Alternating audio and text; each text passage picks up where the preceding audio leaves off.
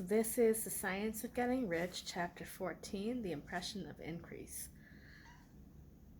Whether you change your vocation or not, your actions for the present must be those pertaining to the business in which you are now engaged. You can get into the business you want by making constructive use of the business you are already established in, by doing your daily work in a certain way. And insofar as your business consists in dealing with other men, whether personally or by letter, the key thought of all your efforts must be to convey to their minds the impression of increase. Increase is what all men and all women are seeking. It is the urge of the foremost intelligence within them, seeking fuller expression. The desire for increase is inherent in all nature. It is the fundamental impulse of the universe. All human activities are based on the desire for increase. People are seeking more food, more clothes, better shelter, more luxury, more beauty, more knowledge, more pleasure, increase in something, more life. Every living thing is under this necessity for continuous advancement. Where increase of life ceases, dissolution and death set in at once. Man instinctively knows this, and hence he is forever seeking more. The law of perpetual increase is set forth by Jesus in the parable of the talents. Only those who gain more retain any, and from him who hath not shall be taken away even that which he hath. The normal desire for increased wealth is not an evil or a reprehensible thing. It is simply the desire for more abundant life. It is aspiration. And because it is the deepest instinct of their natures, all men and women are attracted to him who can give them more of the means of life.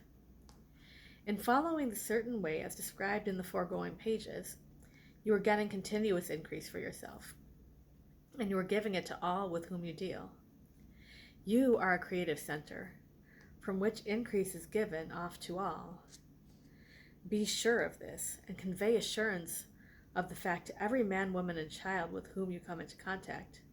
No matter how small the transaction, even if it be only the selling of a stick of candy to a little child, put into it the thought of increase, and make sure that the customer is impressed with the thought. Convey the impression of advancement with everything you do, so that all people receive the impression that you are an advancing man, and that you advance all who deal with you. Even to the people who you meet in a social way without any thought of business, and to whom you do not try to sell anything, give the thought of increase.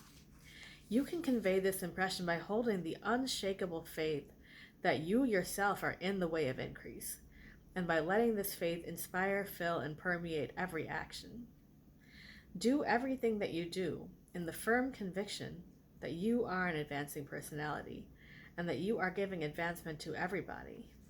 Feel that you are getting rich, and that in so doing you are making others rich and conferring benefits on all. Do not boast or brag of your success or talk about it unnecessarily. True faith is never boastful. Wherever you find a boastful person, you find one who is secretly doubtful and afraid. Simply feel the faith and let it work out in every transaction. Let every act and tone and look express the quiet assurance that you are getting rich, that you are already rich. Words will not be necessary to communicate this feeling to others. They will feel the sense of increase when in your presence, and will be attracted to you again. You must so impress others that they will feel that in associating with you they will get increase for themselves. See that you give them a value greater than the cash value you are taking from them. Take an honest pride in doing this, and let everybody know it, and you will have no lack of customers. People will go where they are given increase, and the Supreme which desires increase in all, and which knows all, will move toward you men and women who have never heard of you. Your business will increase rapidly, and you will be surprised at the unexpected benefits which will come to you. You will be able from day to day to make larger combinations, secure greater advantages, and to go on into a more congenial vocation if you desire to do so. But doing all of this, you must never lose sight of your vision of what you want, or your faith and purpose to get what you want. Let me here give you another word of caution in regard to motives. Beware of the insidious temptation to seek for power over other men. Nothing is so pleasant to the unformed or partially developed mind as the exercise of power or dominion over others.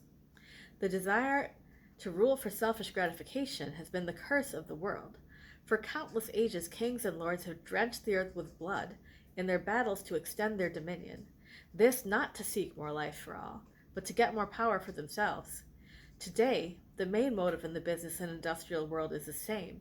Men marshal their armies of dollars and lay waste the lives and hearts of millions in the same mad scramble for power over others.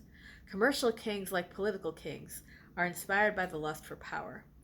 Jesus saw in this desire for mastery the moving impulse of the evil world he sought to overthrow. Read the 23rd chapter of Matthew and see how he pictures the lust of the Pharisees to be called master, to sit in the high places, to domineer over others, and to lay burdens on the backs of the less fortunate. And note how he compares this lust for dominion with the brotherly striving of the common good, to which he calls his disciples. Look out for the temptation to seek for authority, to become a master, to be considered as one who is above the common herd, to impress others by lavish display, and so on. The mind that seeks for mastery over others is the competitive mind, and the competitive mind is not the creative one. In order to master your environment and your destiny, it is not at all necessary that you should rule over your fellow men. And indeed, when you fall into the world's struggle for the high places, you begin to be conquered by fate and environment, and your getting rich becomes a matter of chance and speculation. Beware of the competitive mind.